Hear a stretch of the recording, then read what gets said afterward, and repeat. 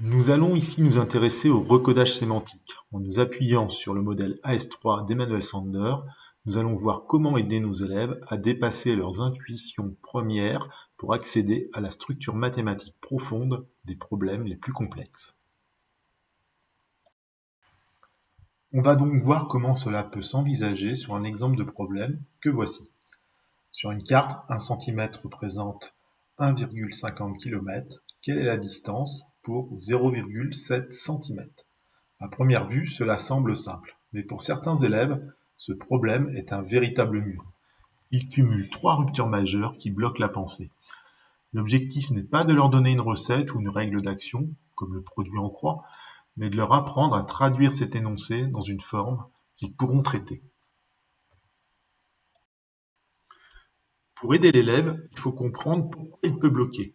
Le modèle AS3 identifie 3 types d'analogies qui peuvent devenir des pièges.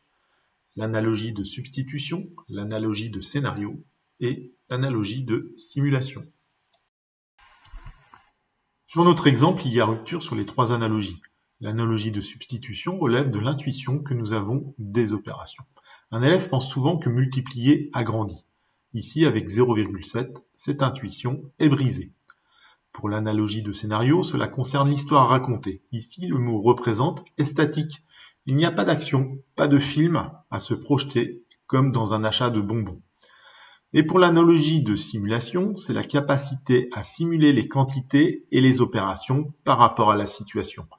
On peut simuler 3 paquets de billes, qui sont des quantités discrètes, mais simuler mentalement des kilomètres ou des centimètres, qui sont des grandeurs continues, peut s'avérer plus difficile. Comme on le voit, les difficultés sont essentiellement sémantiques.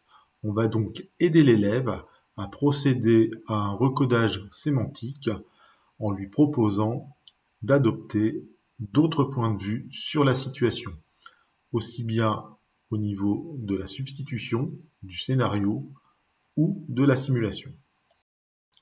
Pour lever ces blocages, nous ne donnons pas la solution, nous déplaçons le curseur mental de l'élève via 4 leviers de recodage. Ces leviers vont permettre de transformer une situation abstraite en une représentation plus manipulable. Le premier levier consiste à simplifier les nombres pour réactiver l'intuition. On demande, par exemple, à l'élève si 1 cm faisait 2 km, combien ferait 3 cm? L'élève peut répondre plus facilement 6 km. En utilisant des nombres entiers, on réactive l'analogie de substitution. On identifie l'opération, c'est une multiplication. Le deuxième levier spatialise la relation. On trace 2 lignes parallèles, la ligne carte et la ligne réalité. L'alignement est la clé. On place le 1 de la carte face au 1,50 de la réalité.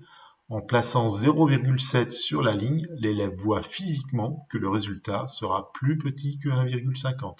Cela neutralise le blocage, multiplier égale agrandir, grâce à l'image. Ici, on transforme la relation statique en action. On utilise la technique du « comme si ». C'est comme si on n'achetait qu'une partie du paquet de kilomètres. On passe du verbe être ou représenter à des verbes de mouvement ou de partage. On transforme le 0,7 fois en une partie de, ce qui est beaucoup plus parlant pour le cerveau. Ce dernier levier peut être l'étape ultime de synthèse. On utilise un schéma en barre. Ce support fixe la structure A fois B égale C. L'élève comprend enfin que multiplier par 0,7, c'est l'outil mathématique pour calculer une partie de l'unité. Une autre façon de modéliser ce problème avec le schéma en barre est de le reconfigurer comme si c'était un problème de division-partition. Donc on va partager 1,50 km en 10 parties égales, donc ce qui va nous faire à chaque fois 1/10 de 1,50 km. Et donc on prendra 7/10. Donc l'idée c'est de rechercher ce que représente 1/10. En résumé, le recodage sémantique, c'est apprendre à l'élève à se raconter une autre histoire avec les mêmes nombres. En passant par ces 4 leviers sur cet exemple-ci, on ne fait pas que résoudre un problème de cartes, on développe la flexibilité cognitive nécessaire pour que l'élève devienne à terme capable de manipuler des modèles mathématiques abstraits de façon plus autonome.